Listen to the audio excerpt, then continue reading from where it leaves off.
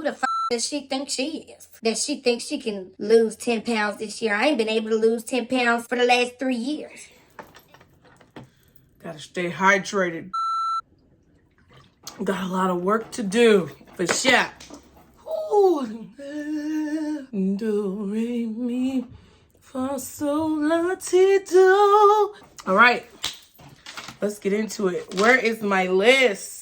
Hey everyone, welcome and welcome back to Mom Jeans. Thank you guys so much for being here. Long time no see, guys. I haven't been here in a while, and it's because I don't stick to things. I'm trying to work on it. Today, I have 5 tips for you guys, okay? 5 tips for you guys for not only keeping your New Year's resolutions, but making New Year's resolutions, okay? Because everybody, like, around this time that you're seeing this video, is probably like mid-January, maybe early February, hell, it might be March. And, you know, pretty much everybody has given up on their New Year's resolutions, if I could speak. Oh, Georgia. Everybody has given up on their New Year's resolutions, and you're trying to hold on. You got the bar in your hands, and you just hanging on, and your little fingers are getting tired, and you popped off the first one, second one, and third one, and some of y'all just hanging on by the pinky threads, okay? But I'm gonna give you guys 5 tips that you can use and utilize in order to keep these resolutions, okay? So let's go.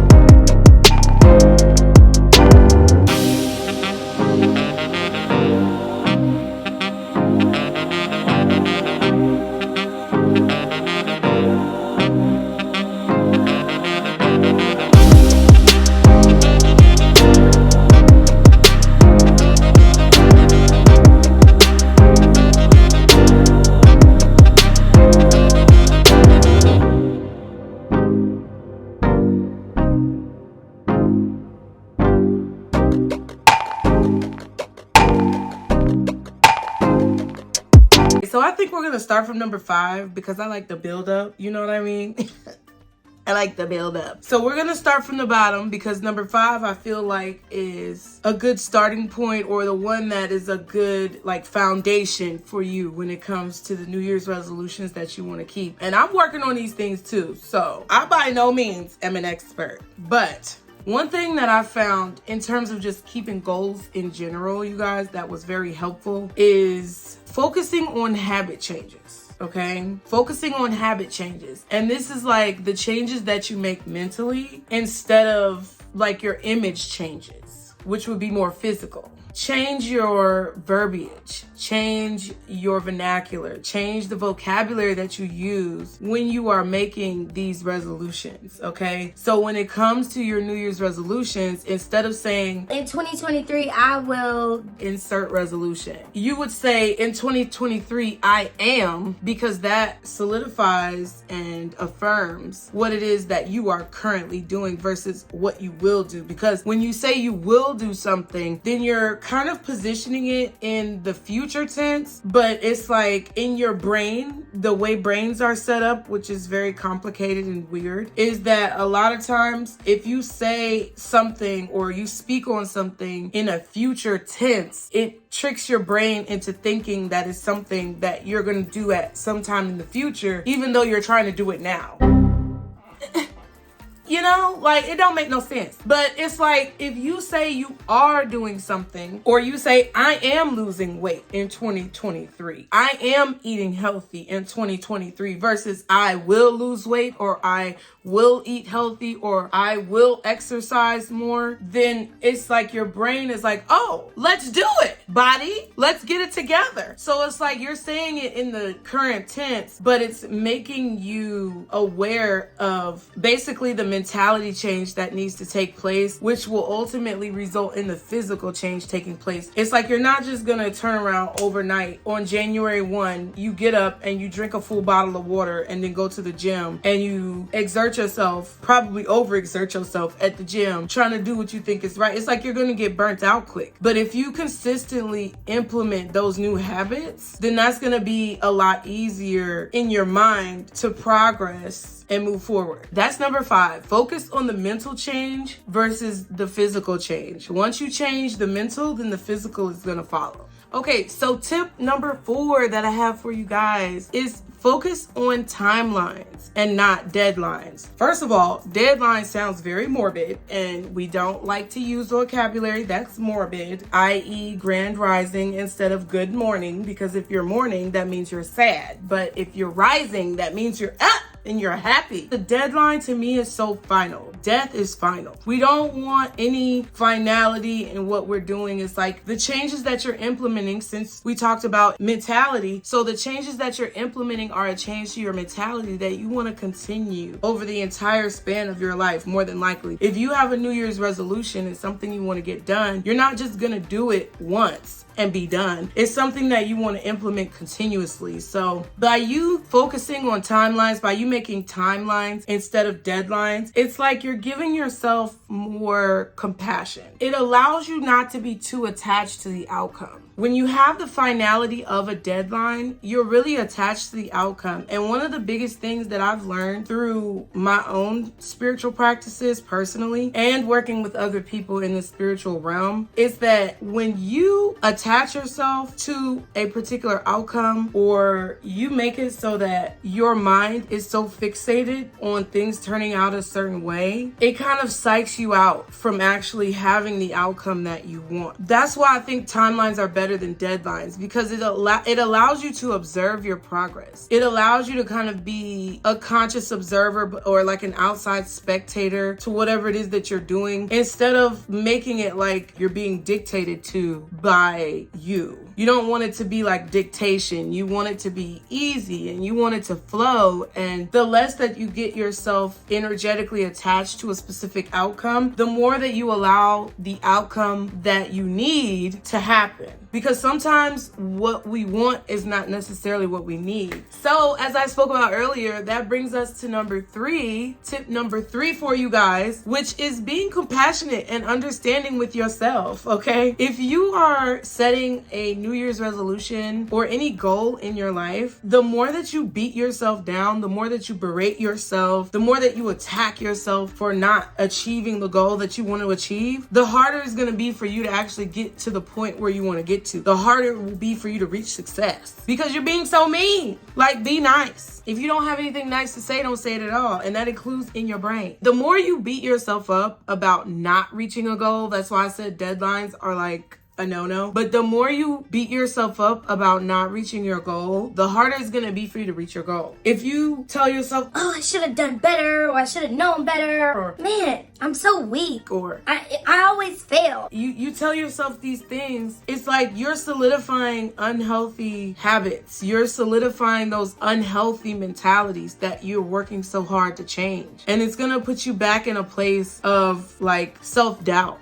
The more that you doubt yourself, the less likely you are to actually keep those resolutions. But the more that you believe in yourself and you tell yourself, okay, well, this week, for the first month of my resolution of eating fruit for breakfast instead of waffles and sausage or bacon, the first week I want to do fruit 3 times a week, but you only were able to do it 2 times a week. You tell yourself, good job. Good job for keeping that resolution 2 times a week. And next week, we're going to work on doing it 3 times a week. You have to keep balance with that, because there's a such thing to me as like strict motivation. Like when someone is strict with themselves and you're strict with your diet or you're strict with your habits and, you know, you stick with it because you're not going to make any excuses. I definitely think that's necessary. But with everything that you do in life, balance and moderation is going to be the key. And I think that a lot of times we as humans tend to beat ourselves up more than we encourage ourselves. So keeping an attitude of staying compassionate and understanding when it comes to the things that you're doing and when it comes to the things that you may not have succeeded in the first try, but also being understanding that you have to stay diligent and dedicated to what you're doing is a good, healthy balance. Which brings us to number 2, y'all. I really think this one is super important. This one, I was struggling with like if it should be number 1, but number 1 should be number 1. And this is number 2 because it's really important as well. Number 2 tip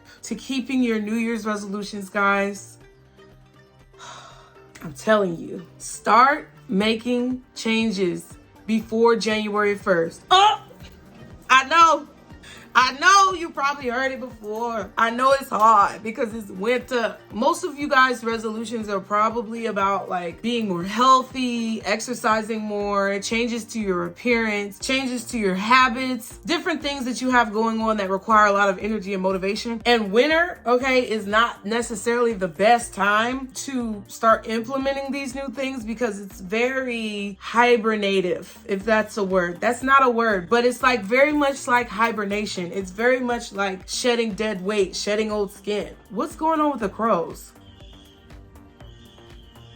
They must be talking. They must be agreeing with me, okay? Try, you guys. Try your best to start these resolutions before January 1st. First of all, starting anything in the winter is not gonna work out the way you think it's gonna work out, okay? You really should be using the winter months to like shed dead weight, shed old skin, shed relationships or clothing or items that you no longer need. The winter months is not really a time to start anything new. It's more of a time to reduce the things that you don't need in order to make space for the new habits or the new behaviors or the new things that are going to come into your life come spring. Because spring is really when things are going to get sprung. And that's another part of number 2 as far as your tips. And with everything that we've talked about being compassionate and understanding and changing your behavior first with your mentality, is you have to know that you're really not going to see any results until March. Because when Aries comes into our zodiac periphery and we start to come out of the cold and spring begins to warm up our lives and our world, that's when things are really going to start moving forward for you. You have to be really cognizant of trying to start new things in January because you have to be aware that nothing is really going to happen until March, until the end of March, early April. The reason for this is because that's nature's cycle. We have to start getting on nature's cycle when it comes to the way that we live our lives, because there's been so much westernization of our culture and it's really thrown off our internal clock, like it's thrown off our body's clock. And I feel like that's why a lot of people's resolutions fail or don't turn out the way that they desire, is because they're working on the westernized clock of time, which is the construct that's been created for corporate America to get you in line with what they want. But in nature, when it comes to Mother Earth, when it comes to Gaia, when it comes to your natural body's connection to the universe, it's not ready to start new things in January. So the whole winter time season or the winter months, you are really meant to remove the old things out of your life that don't belong in order to make room for the new things. That's why your mentality and your habits and the way you speak to yourself, the words you use and what you say is very important during that time, because you may not actually be physically doing the things that you want to do, but you're preparing yourself mentally by removing the things that you no longer need to start changing those habits. And the more that you begin little by little, step by step in the winter months, the more progress that you're going to see by spring in March and April.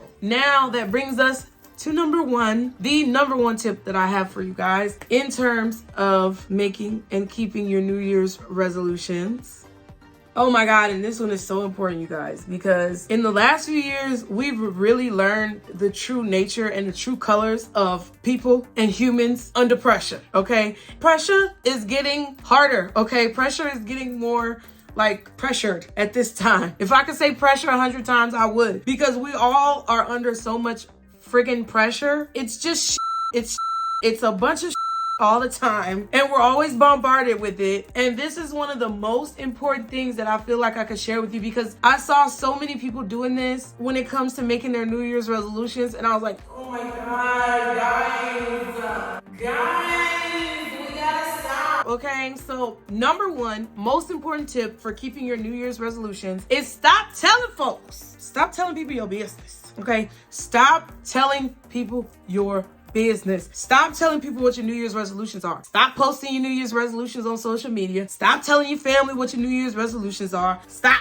Just stop. Stop talking about the shit. Okay, the reason why I'm telling you to not tell people what your New Year's resolution, because like it's a natural thing. Like people share your New Year's resolution, but it's kind of like sharing a birthday wish. Like when you're a kid and you have your birthday wish, you have your candles and you blow them out, and like everybody's like, what you wish for? And like when I was a kid, everybody was like, don't say what your birthday wish is because then it won't come true, right? I don't know. That's just something I heard as a child. That's the same. It's like the same thing with any goal or wish that you process through those neurons in your brain. Don't tell people. It's to me, that's like the number one rule of manifestation. Don't tell people what you're doing, because even if you think that people are going to support you, or you're saying it to like get support from people, you never know internally, like, or mentally, what those individuals who you're talking to may think of you. You never know what their beliefs are about you. You never know how they really feel deep down inside, because a lot of times we as humans have,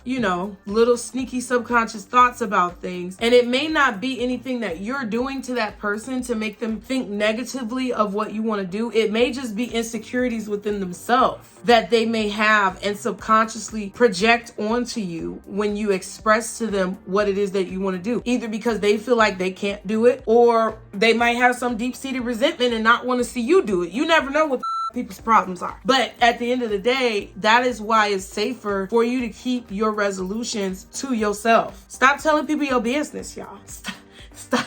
I don't know how much we have to say. I think it's part of our ego as well as humans. We want to like get attention, I guess. And we want, like, our ego wants us to, just kind of vocalize and be very flamboyant and things like that. But sometimes it's our downfall, because when it's something that we really want to do and we express it too much to the outside world, or to social media, or to family members or friends who really don't have our best interest at heart, it's like we're opening the door for any negative energy or resentful, envious intentions to come in and kind of like block the flow of energy that we have. And it may not even be anything that they say, but it could also be things that people say or do. Like if you say that you're gonna lose weight and you're determined to lose 10 pounds, and that's your New Year's resolution for 2023, and you go and tell all your family members, sisters, cousins, brothers, aunties, uncles, mama, daddy, whoever, I don't care who it is, you tell your friends, whoever you want to tell, but Sally over here ain't been able to lose 10 pounds in 3 years, and she been gaining 10 pounds a year, and she was like, subconsciously, Sally is like, well, who the does she think she is? That she thinks she can lose 10 pounds this year. I ain't been able to lose 10 pounds for the last 3 years. And it's that negative energy that subconsciously flows through the wavelengths of our environment, and it somehow comes back to you either through the lack of that person's support or unenthusiasm when you reach your goals, whatever it may materialize as. That's the main thing that you need to focus on, is not telling folks what you doing. So I hope these tips helped you guys. I'm gonna be rolling out a bunch of videos about tips regarding the things that you guys are hopefully needing help with. You guys let me know in the comments as well what you think. Be sure to subscribe to the channel if you have not subscribed to Mom Jeans, you guys. And by you guys leaving me comments, let me know what you think and letting me know what you want me to talk about. It gives me a lot of great tips and advice and constructive criticism and ideas for things that you guys want to hear me talking about, okay? So be sure to like the video as well, and I will see you guys next time. Oh, and make sure you turn on post notifications to all so you can be caught up every time I post. And you guys remember, honey, they call them mom jeans because everybody can't fit in them. See y'all next time. Bye.